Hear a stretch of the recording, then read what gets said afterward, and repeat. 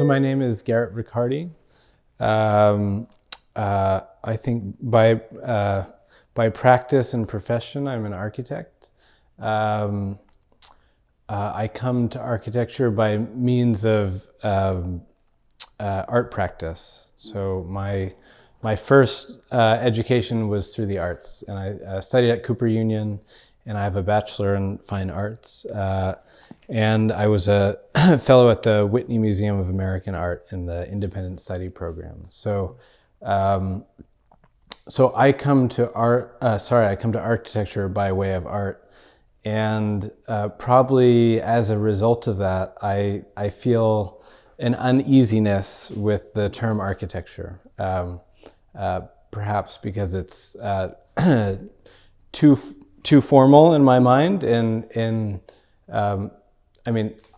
I have the luck and the privilege of working among other architects who are incredibly expansive in their thinking, but to a certain degree, architecture is a kind of confining disciplinary description for many of the things that our studio takes on. So I'm a reluctant architect in many ways, but deeply believe in the possibilities in a kind of more expanded field of architecture. Yeah. Both of my parents' families grew up in Newark, New Jersey, and they were second generation, so there was a lot of let's say pressure to do things that you would succeed in a conventional way, right? Jobs, security, etc. Just because the generation before them had none of that, right? So my father wanted to be an artist, and his parents said, "No, you're going to be an engineer," right? So he had tremendous skill in drawing and building things, and my mom as well. Kind of grew up around her paintings and sculptures, always being around the house. But these were never things in their family framework that could have been seen as a way to start a career. So I grew up around a lot of those things, and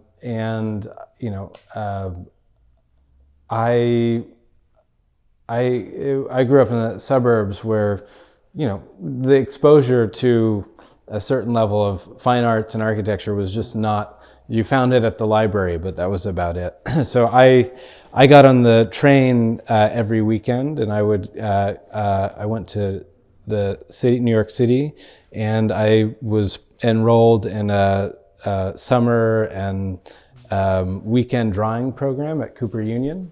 I was lucky to get admitted to that, and I think that's where I really learned the kind of like the possible depth and also possible ways to practice and live and survive through those things that a previous generation of my family didn't think was possible. So I moved to Los Angeles a year ago, and not having lived in Los Angeles, I actually feel very comfortable here, right? Because to me, it combines, in many ways through practice and like a way of life, and being in, like most architects are urbanists on some level. I feel very connected to New York, but I don't. Los Angeles, in a way, combines the places I feel most comfortable with, which are, I like living not at edges, right? Like I don't think I could live more than 30 miles from a large body of water, right? I just feel uncomfortable living away from a coast. So LA has that. I feel a connection to sort of vast spaces, and through our practice, we have urban projects, but many of our projects look at, say, spaces beyond urbanism. deserts or hinterland, or kind of rural spaces, or spaces even one might think spaces of nothingness, right? So the American West and Southwest, I've always felt a particular connection to, just because of its relationship to those expanses, once you get a little bit east of the coast here. And then I think the second thing, I grew up in a kind of exurban area, dense with shopping malls and strip malls, and places you couldn't survive without a car. So I'm sure you've heard it a million times over how much people hate the traffic here, but to me, I don't hate the traffic, believe it or not. It feels like home to be stuck in traffic. So in many ways, LA was like a kind of imaginary in terms of its combination of things familiar and things I sort of desired in a city and landscape. So I actually feel very at home here. I mean, I love Cooper because it's like a school under constant revolution, right? But in the best way, right? And it is a school that is completely run by the students, right? It's kind of like it is a student first, meaning like if the students want to change the school changes, right? And I saw that happen quite a bit throughout in different capacities, right? And there's been a lot of recent controversy around the finances of the school, and very committed people, more committed to the institution, far more committed than myself, just because they have a close connection to it, have really taken hold and brought the school in a kind of pulled it back up, right, from a kind of bleak place. So, and that's a result of how the dedication that the students that go there have to the philosophy in the school. It's just a roundabout way of saying is there's like an incredibly intense, strong community across the three disciplines: art, architecture, and engineering. And when I was there, Anthony Vidler,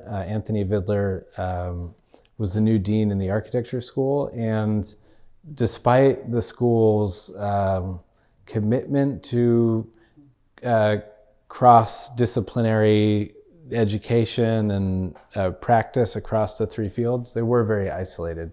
But he had brought in a number of people and courses that made it a bit easier for architects and artists to work across disciplines. So in studying sculpture, I had many architects taking sculpture. I couldn't take studio because it was just too demanding, right? It was like studio takes your whole life when you're in architecture school, so you couldn't do that.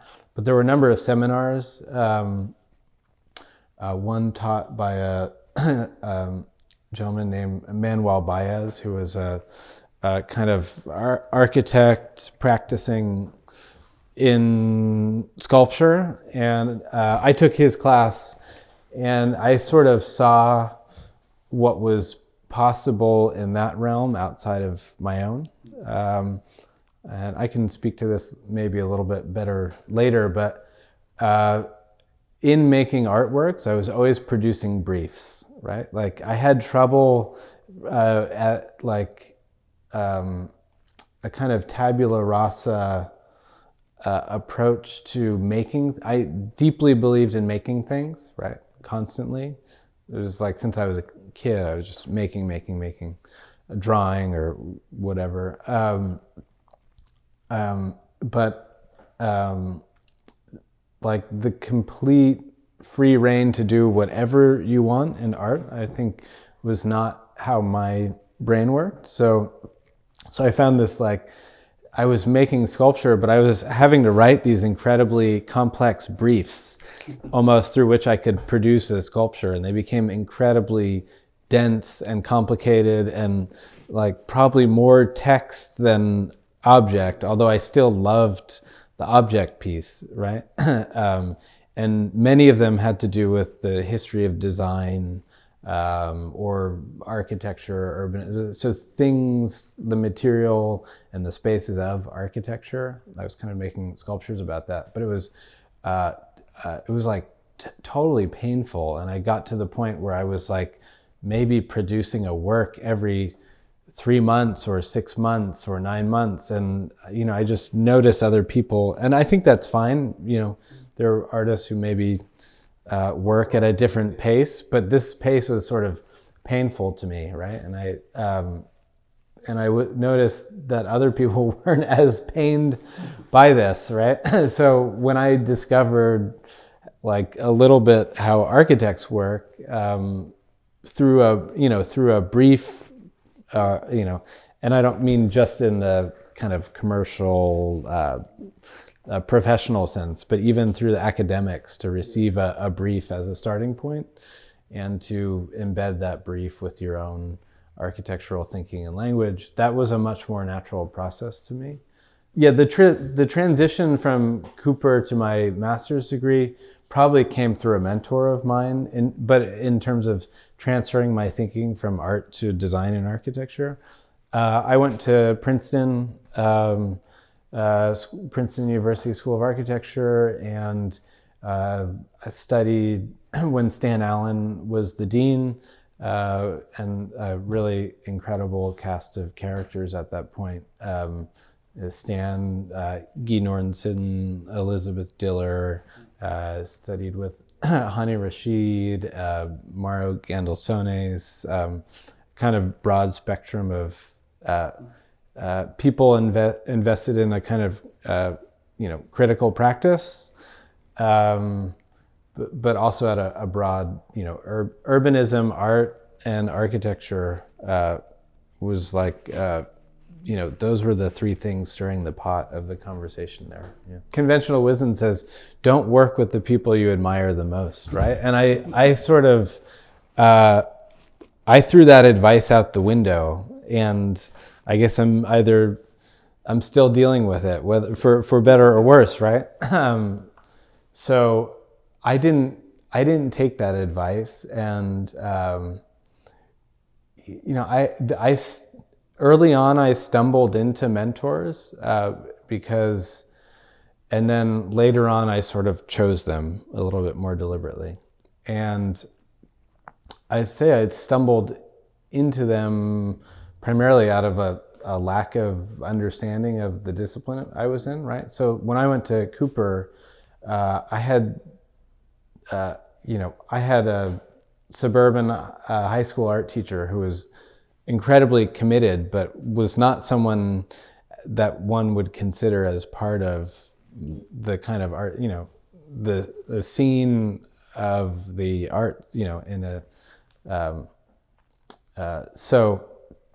but an incredibly talented person, and someone who knew how to kind of drive and get and identify motivation for the arts in people, right?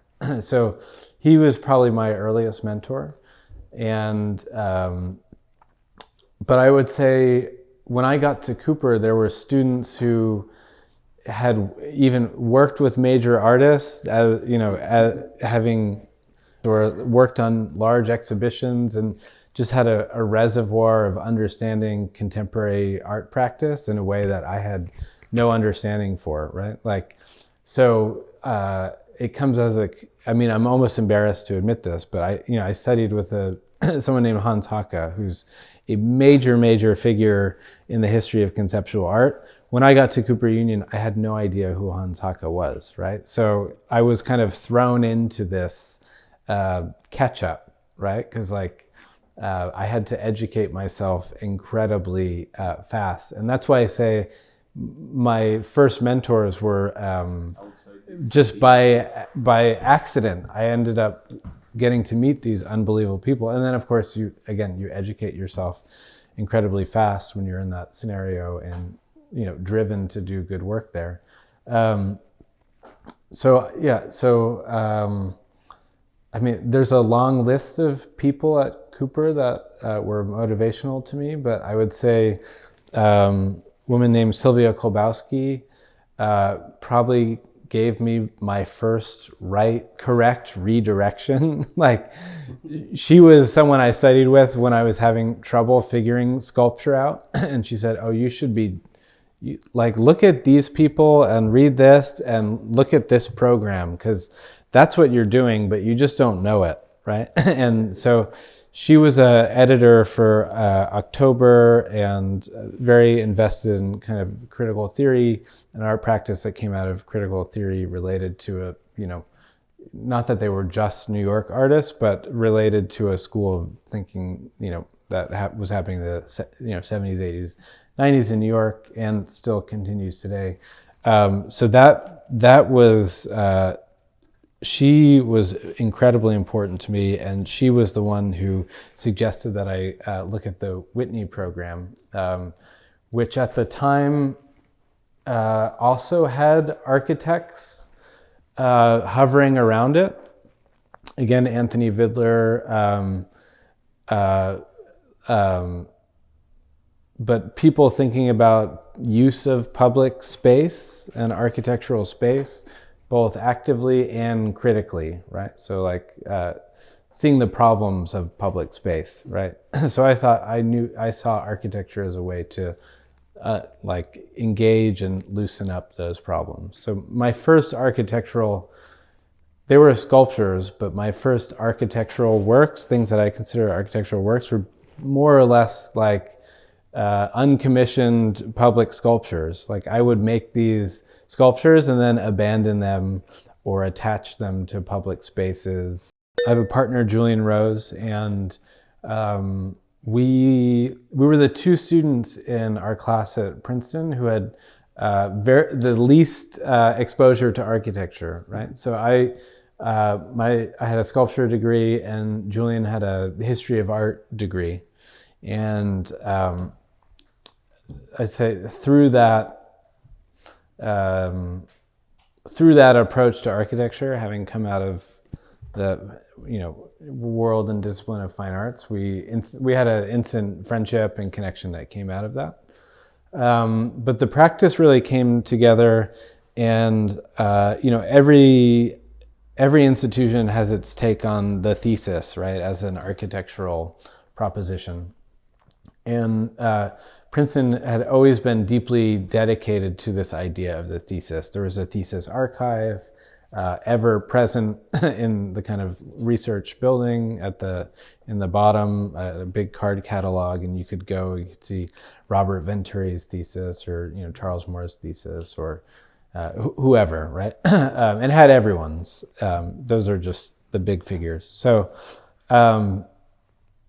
that was the culmination of everything, was the thesis. And having come from a different discipline, I think we felt less attached to pursuing a traditional thesis, site, concept, building, model, great renderings, etc. And I think one can make an incredible thesis in that vein, right? I don't want to diminish what's possible, right, with that. But I think our approach was much different, and we said, well, could a thesis fundamentally think what is, possible in architecture as a framework? Like, the way any, say, movement in architecture has rethought what is possible, and we thought, can you approach thesis more from a kind of research theory and disciplinary perspective? So we had this, it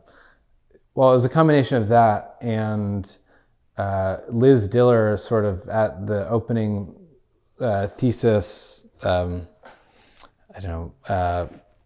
it's sort of taught as a course. There's a thesis prep course, right? So she sort of gave this dare that said no one has ever produced a thesis as together, right? So we're like, okay, well that's a good starting point, right? Like a dare from someone like that. Like maybe what do we do? And we sort of started to look deeply at our interests and our skepticism in architecture, and we came up with this and it's not like we came up with it because it was things we'd been talking about anyway, but we were interested in this idea of formlessness in architecture, both as a kind of rejection of conventions of form making, but also in relationship to idea of bringing new materials and ideas that were outside of architecture into it, because we thought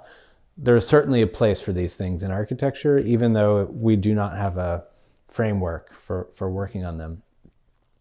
So we developed a thesis around this idea of the formless, and it was kind of like multi-pronged, right? There was a research and collection engine, we called it. It was like a search engine, and everything and anything we could find related to this topic, we dumped into a search engine, right? And so it was like an internal server, and we called it the Finder, literally like the way you would just search and find either through Google or on your computer through the Max Finder or whatever. So that was the kind of broadest way of looking at it.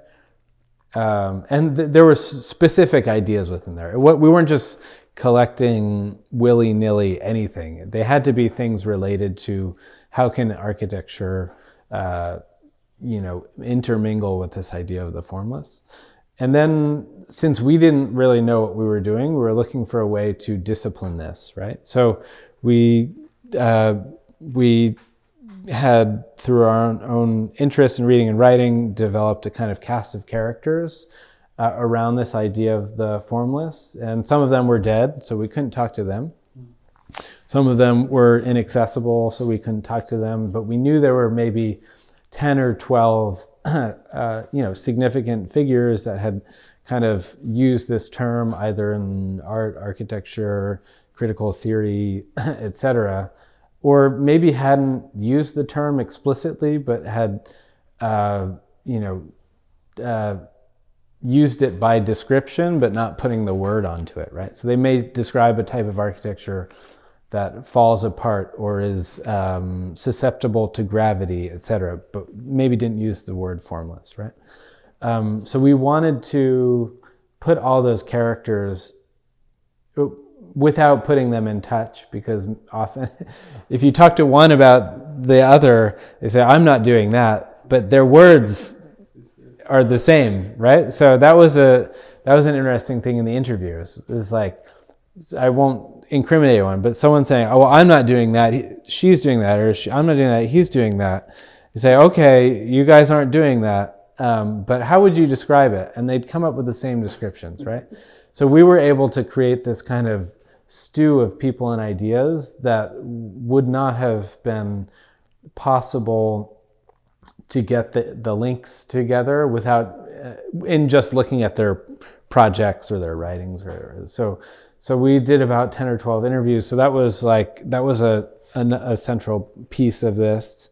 And then the third part was, I don't even know, I don't think we even gave it a name, but I would call them more like design propositions, right? So they weren't buildings per se, but it was like, a building that couldn't be drawn until it was built, right? Like, so a building without a plan, an undrawable building. We wanted a way to kind of attack the, say, object, non-object building, like, shed or duck, or like, blob or etc., blob or box. And we wanted to make a building that was none of those, right? So it was kind of like anti-object building. We knew that structure was critical both to our own thinking and also to the potential of what the formless had to offer architecture. So we had this idea. Georges Bataille had a quote about the formless being the spider that's squashed under your foot, right? And so we had this kind of phrase we would talk about back and forth. It's like, if you piled enough dead spiders, you could produce structure. Meaning, just like structure is nothing more than anything. Structure can be anything. So structure is nothing, but structure is everything. Enough of anything produces structure, right? So we had that as an idea, and that was a building we called load test, right? If you compress enough of anything, you have structure, right? So a lot of these were very simple, dumb ideas, but were kind of antagonistic to like maybe how we think of structure in terms of efficiency or a kind of, minimal approach or a maximal approach. This was like a whole other level of maximal, right? There were 4 projects. The fourth one, maybe it may have looked the best, but it was probably the one that had the most precedent, meaning you could find other projects that looked like this one. And it was a kind of stacking brick project, but it was built based on the idea of like a brick that had too many options, right? Like, we have, there's brick around here, but you have, running bond, soldier bond, they have all these bonding types, but they always have options. And we had this idea that could you build a brick that had no logic and you could just throw it together, right? So we made this kind of brick that tangled. Anyway, so these were the kind of 4 basic ideas. And,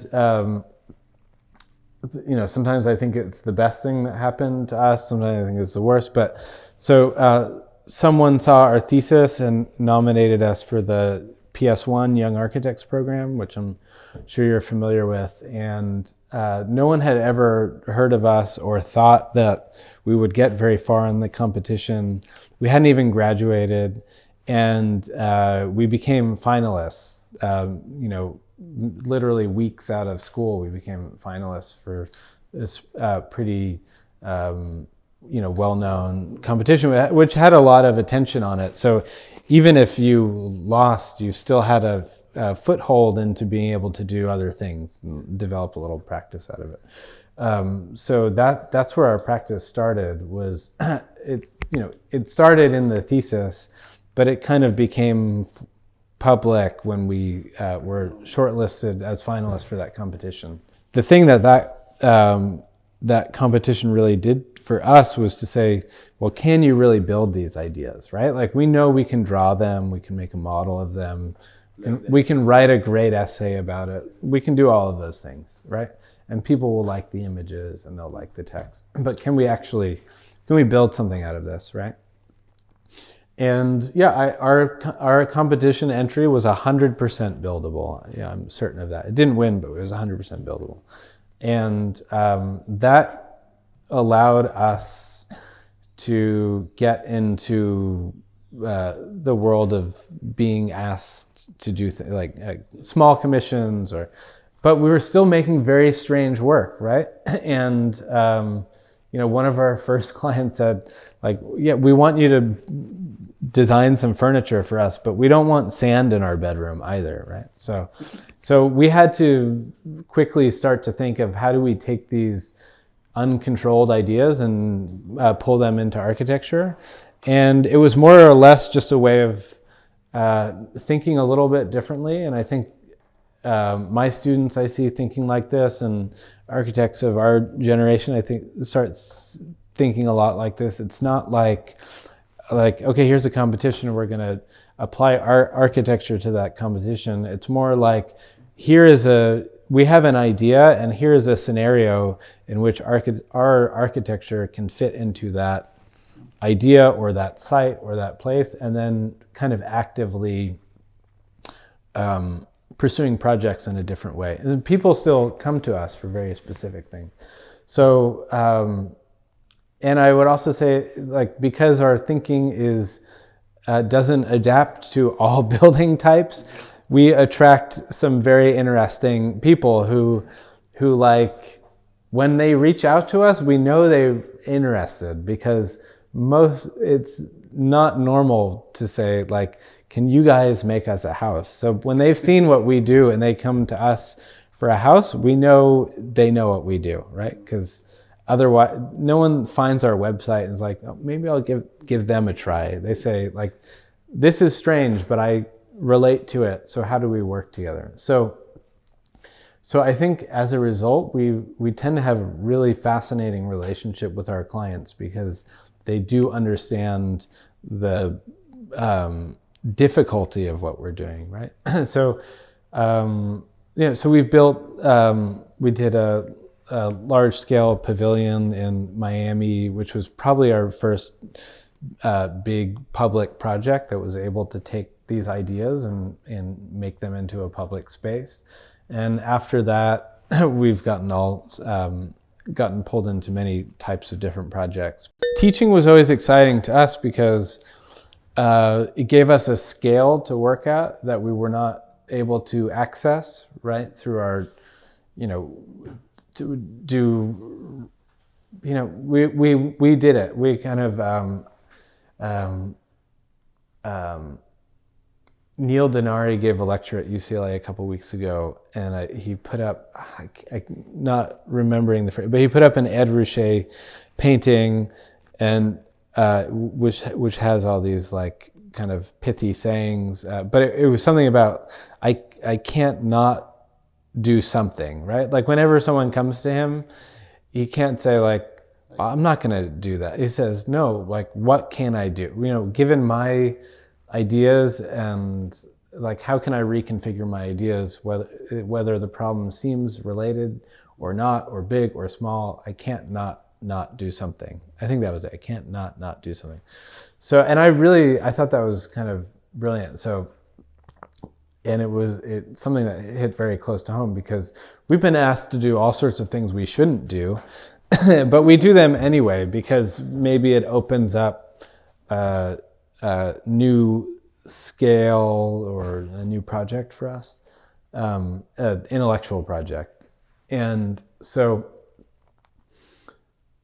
we always do everything, right? But it's not always where we think we're best suited to do the work, right? So, we've done retail stores and restaurants and these things, and we do our best version of it that we can, but I don't see it as the long-term possibilities of what our studio can offer architecture. So like the academics were always a way, if we were getting small commissions or commissions that didn't quite fit in, the studio was the way to write the, kind of commission of a lifetime, and or work with something that we thought could fit our practice but weren't quite sure yet. So that's why the academics were most exciting to us. And through Amal Andros, who brought us to Columbia for a few years, we were able to explore some really interesting things, both with site and research and travel, which was kind of critical to where we needed to situate our practice, which was like sometimes out in the world, deep into these spaces way out there. So we were able to do that. I would say there's two hard things to learn, or for us, or for I say us. We share a lot of ideas. He's not here, but so it's me and us. I mean, by far the hardest thing to learn is to produce your own lane within architecture that is both, new ideas and your own ideas, and contributing to the larger discussion without being too much in someone else's lane. So I think the hardest thing is to kind of carve out space for your ideas, right? And I think our ideas, I think we want to build our ideas, and maybe half a generation or a generation ago, or a couple generations going back, perhaps the people who had the most adventure, like the most the ideas that influenced kind of academic thinking in architecture were ones that didn't want to get built, or they just didn't care about building it, and that was part of their practice and their ideology through their offices. And I don't think that is part of our practice. I think ours is living in those worlds simultaneously, like pushing the possibilities from a disciplinary side, questioning what architecture should and should not include in terms of material and spaces. But then we're very excited about taking those strange things and trying to bring them into the world. And I think that's actually been very exciting for us. Like, there's a lot of unplanned element, like when you work like we do, there's maybe unplanned elements within your building that an audience or a user can bring to life in a way that you had no idea. Like, they may look at a sand mound that we have as part of a building and come up with something we had no idea. Like, they'll just use it in a completely different way. And to me, there's like a user generated part of our architecture that it could not be drawn, it could not even be thought out in advance. And after seeing that play out in several projects, I feel deeply committed to building, because I know there's these modes of using space that we can't even draw through, that people just generate on the by themselves. And especially when given a challenging space or challenging structure, the users are great inventors too, right? So we do want to build, and then I'd say as a result of wanting to do that, our projects can be incredibly difficult to build. Like, and some people look at it and they say, like, oh, these guys don't know what they're doing, or it looks naive because they look like they're just like playing in the sandbox. And like, there's no science behind it, but it tends to be the opposite. Like, if you want a pile of sand to hold up a building, the depth of engineering that has to go into that is incredibly sophisticated, because there's no code book or there's no steel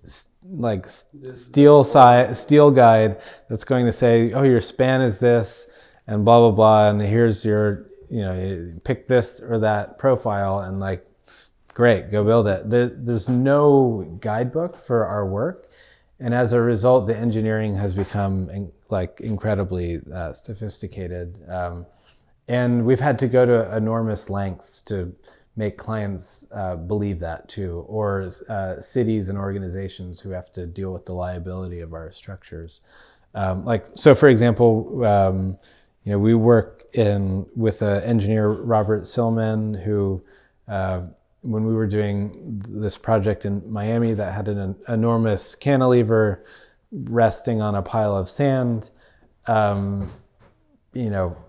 it was a kind of wild story, because we had to present this and the city council was like, well, what if it falls over? And we have to explain, like, well, you can't push a pile of sand over. It's already fallen over. That is literally the physics of a pile.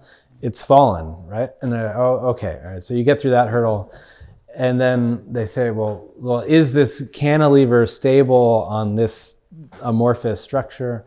So back to Silman.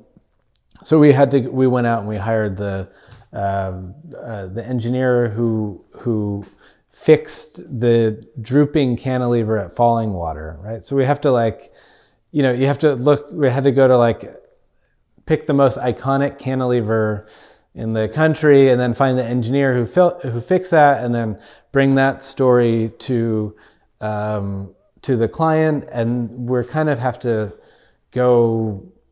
we have to go above and beyond because of the unconvention of our structures to prove that they're stable or within reason. So I think the long-winded way of saying that, I think the second major challenge for us is always building, and